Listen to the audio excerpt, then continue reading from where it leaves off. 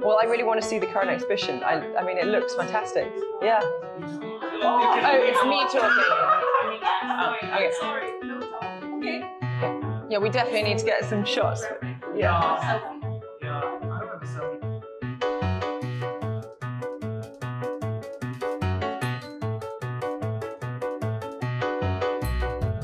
Welcome to the World City Festival. I'm delighted to be here at Duddell's in Hong Kong today, where we will be talking about the value of art and how it enhances Hong Kong and our global cities. My name is Rosanna Herries. I'm on the working group of ArtPower Hong Kong, a community-driven organization to unite the arts in Hong Kong through the challenges of 2020, and also the director, head of Sinclair Arts. I'm delighted to welcome your speakers for today, Dr. Maria Mock, the Museum Director of the Hong Kong Museum of Art.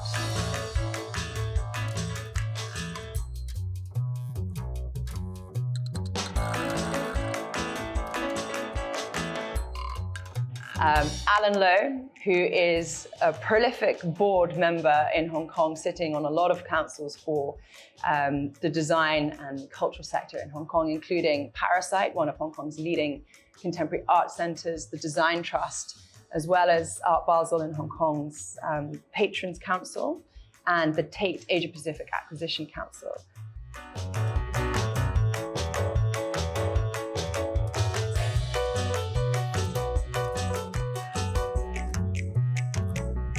And Dr. Henrietta Tsui-leung, founder of Gallery Aura Aura and co-founder of the Hong Kong Art Gallery Association, as well as one of Hong Kong's leading female entrepreneurs.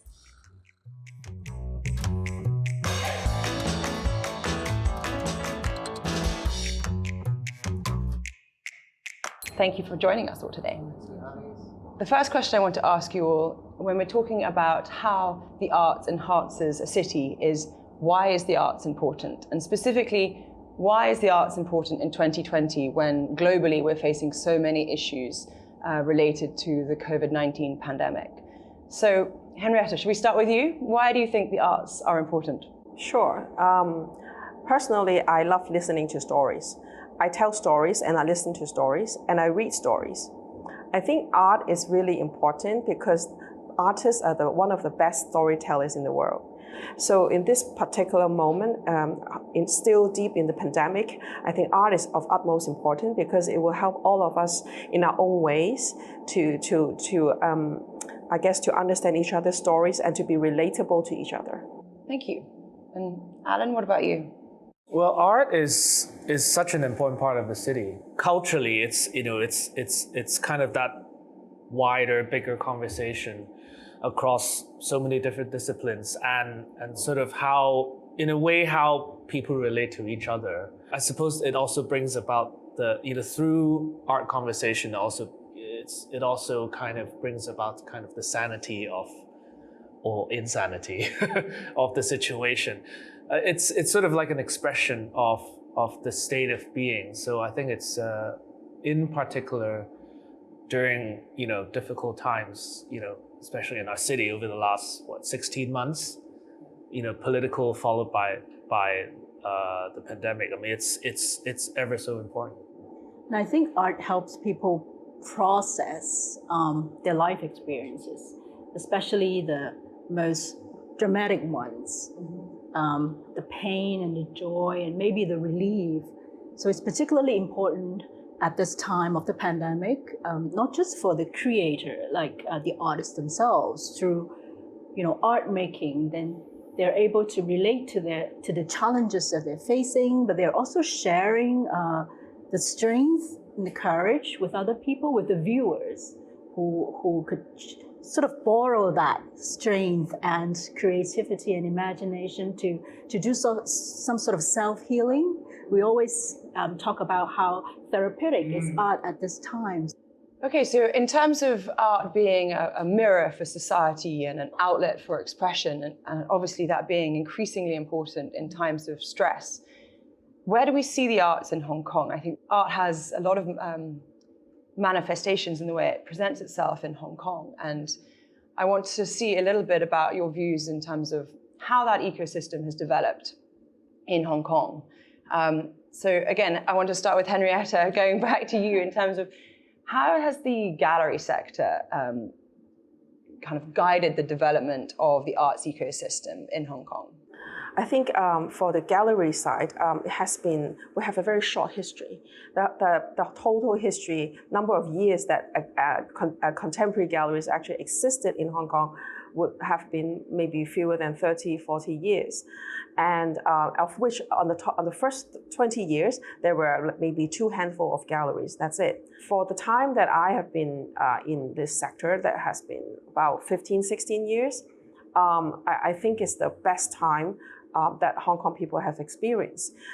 Given that my aspiration was to be an artist and I failed to become one, I strive to work towards having a career that's closest to artists, and galleries take a very important role in the primary development of the careers of artists. So being a local Hong Kong gallerist, we feel that this mission to promote and to bring up Hong Kong artists is key. Hong Kong has all of the infrastructure that's needed. Of course, there can always be more, but compared to when I grew up, when there was nothing, and it was basically impossible. So I encourage artists and young people to be brave and courageous, given the pandemic has really bring forth a lot of different thoughts to us, to be braver and just to do whatever they want with in creation. Well, you've mentioned the exponential growth really in the commercial sector in Hong Kong. How about from the institutional side? How do you feel that museums have developed that framework within Hong Kong? I think the museum have changed a lot. We are the earliest public art museum in Hong Kong, established since 1962. But I think I see huge growth since the past decade. And of course, we are the custodian of the collection, and we are the nurturer of artistic talent. But like Henrietta said, only the sky is the limit. When I was a student, I used to see only exhibitions within an enclosed space, the museum gallery, even behind glass vitrines or display cases. But now, it's just there is so much expansion. We are often using different spaces in and out of the museum. We are engaged in very different partnership, working with the private sectors, NGOs, art groups, to try to create also a museum without walls, I would say. Very interesting that you mentioned that museum without walls. I think now it's more important than ever with the digital transformation that's happening and taken on an additional speed this year as everything goes virtual. You also mentioned working with NGOs and the public sector and the private sector together. So, Alan, what do you think is the importance of that dynamic? You sit on a lot of boards and advisory committees. How do you feel that plays a role in also driving the arts ecosystem in the city? Well, I mean, that's the only way for the Hong Kong scene to grow. And obviously with, you have the fair and the gallery space that's obviously has seen a lot of growth in the last 10 years. In terms of the nonprofit side of things, obviously, yes, we have. I mean, I sit on the board of Parasite, and together with AAA, the museum, and obviously M+ opening next year. I mean, obviously that's going to see some growth, but we continue to want to see more efforts from patrons, from collectors. I think I'd like to be able to see a few more private museums, foundations. I mean, it's still early days. I mean, it's been I guess 10+ years since we've had this sort of like revival in Hong Kong. So I think it's early days. I mean, I think the next 10-15 years will be super interesting for Hong Kong. And what do you think is the key trigger? You sort of say 10 years ago that there's been a changing point. What would you pin that to? I guess strangely, it started with the commercial art fair. I think it was Art Hong Kong back in 2007, I think, that started the whole thing, and then that eventually morphed into Art Basel, and then with in 2011, 2012, that first wave of international dealers, galleries coming into town, and also I think Hong Kong's representation in Venice Biennial back in 2013. I think today, you think about Hong Kong artists today versus 10 years ago. I mean, it's a completely world of difference. I mean, we're getting so much more attention today. Yeah. You work with a lot of Hong Kong contemporary artists as well, don't you, at the museum?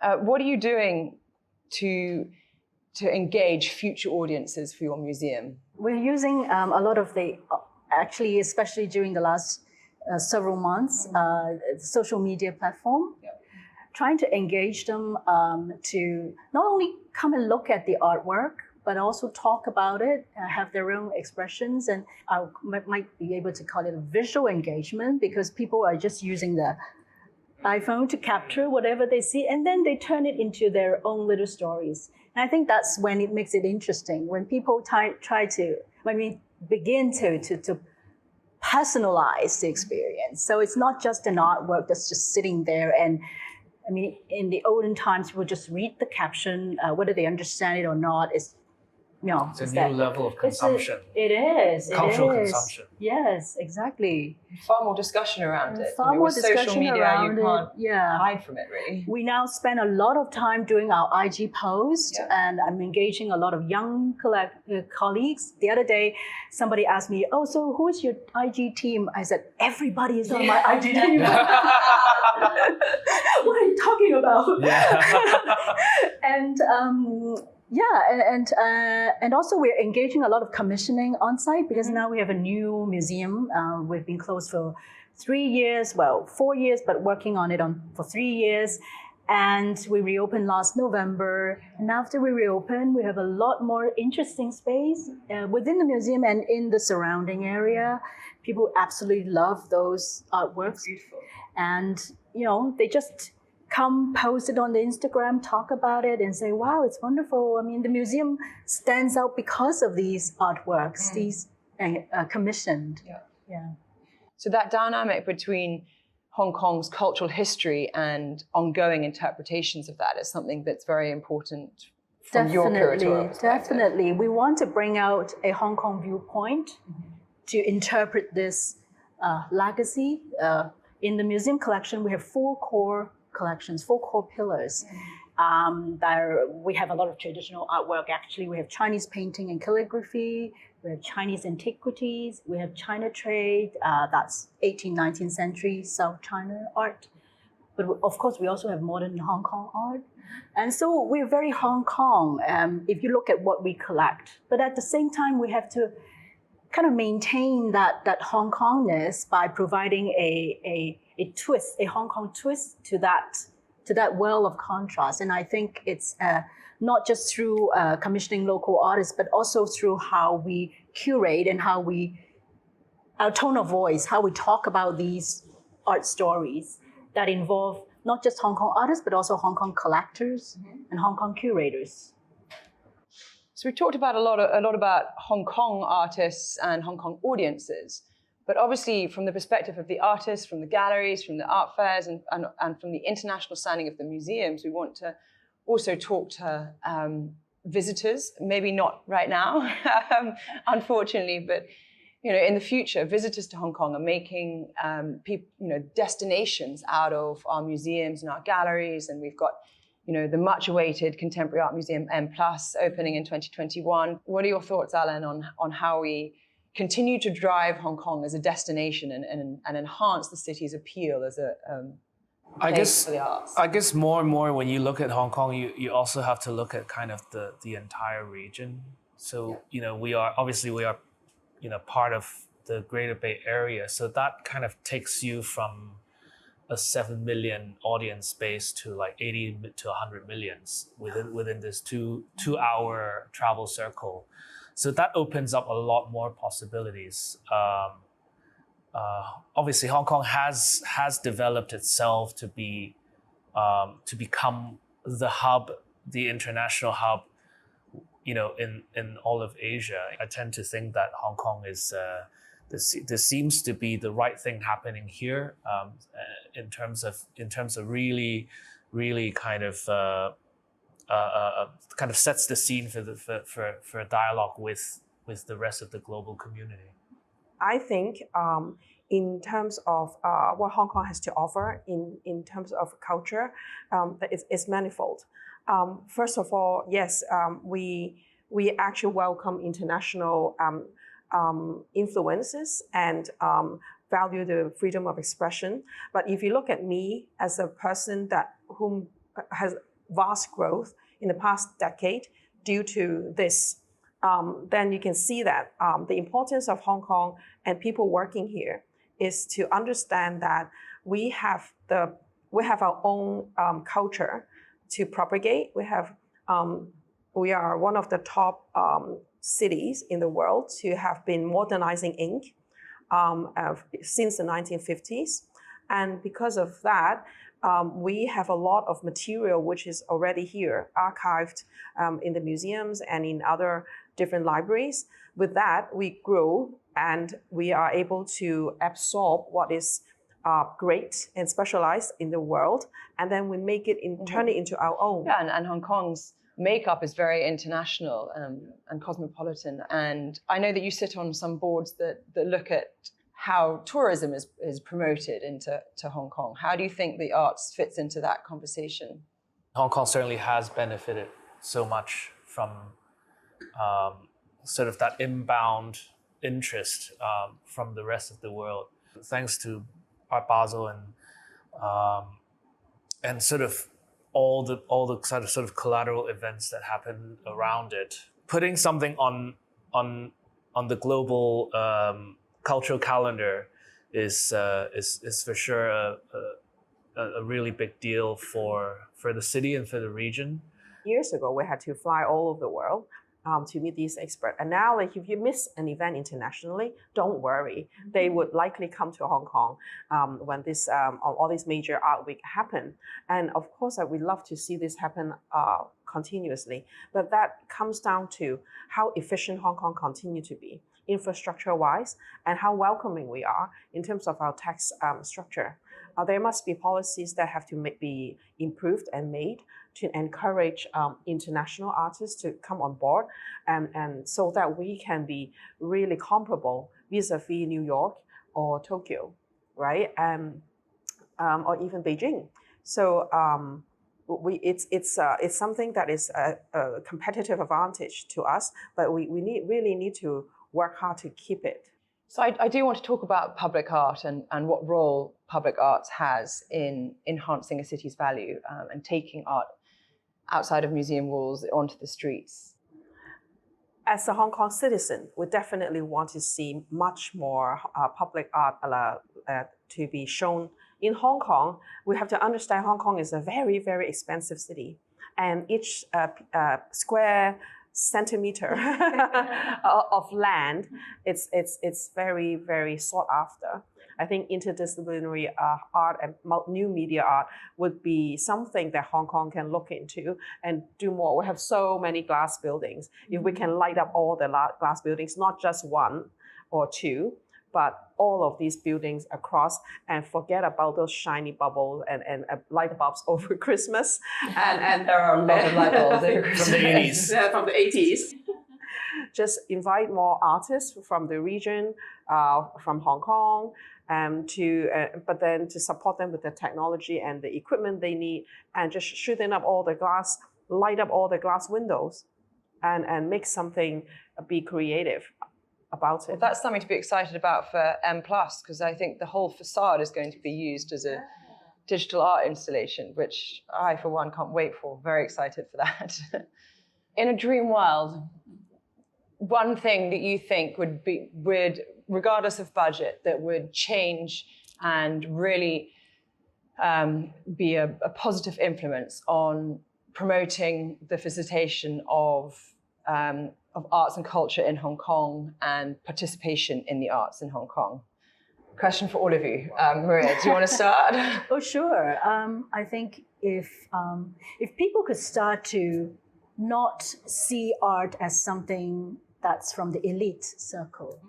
And to be able to connect art with their everyday life, that would really be a huge change. And I think it would also contribute to the sustainability that we are all fighting for. I mean, from the institution point of view, this is something that we can work harder on. We were talking about how we want to promote the museum and promote our collection through social media, but that's just the first step. What needs to be done after that is really to deepen that understanding of art. Otherwise, it just stays on the level of selfie and Instagrammable images, and that's not enough. That won't turn an art lover into someone who begins to collect. What about you, Alan? What would be your dream? Well, you think about Hong Kong, even though it's a relatively small city in terms of the footprint. I think there's a lot of culture is very concentrated on Hong Kong Island and Kowloon. And we think about the whole population, almost 8 million people. The vast majority actually live in the new territories.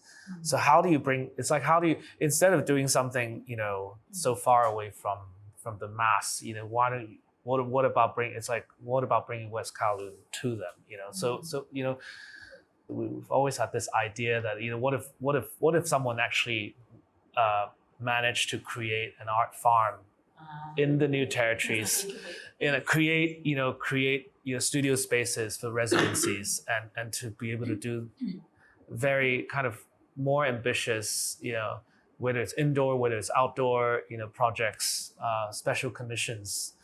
And obviously, being, someone from the food world, we think about, how about an organic market on the weekend? Yeah. Where? Yeah. Let's see if we find land. Yeah, that's the endless question in Hong Kong, isn't it? Yeah. Okay, and what about you, Henrietta? A dream is to see the major collaborations amongst all these different elements of the ecosystem happening. For example, when the museum is about to plan a show in 2 or 3 years later, that galleries can be advised so that they can develop their program echoing or criticizing or critiquing or supplementing what is about to show in the museum, and which is collectible. Maybe a loosely organized organization that has functional responsibilities that link each other. And so that Hong Kong has a real strategy, whether it is public art or gallery development or collector wanting new and more vibrant art, there could possibly be a lot more jamming happening, and not to be afraid of the being, stigmatized into certain things. That would be my dream. Okay, so we've talked a lot about Hong Kong and arts here. We're obviously having this discussion within the context of the World City Festival and what the role of art in cities for the future around the world. What do you think, from a sort of top level, policy level, is the value and the role of art within an ideal city? And how do you connect the arts to people's daily lives and daily existence effectively? Maria, I'm going to pass that one to you first. Such a deep one. Thank you. I think it's going to be important for art to become something that's both physically accessible, but also mentally accommodating for people to be able to sort of resort to art when they feel that they need inspiration, when they feel that they need support. So it's just not looking about art, but also thinking in terms of it. But then the city would have to be very much welcoming in a sense. Not just artists would feel that they have the freedom to create. Curators would have the resources to interpret art and create art programs, and we talk about art spaces. Those art spaces would be readily available, and we would sort of be immersed. The experience will be immersive, and we'll be having this discussion about how to make it more accessible. Get beyond that.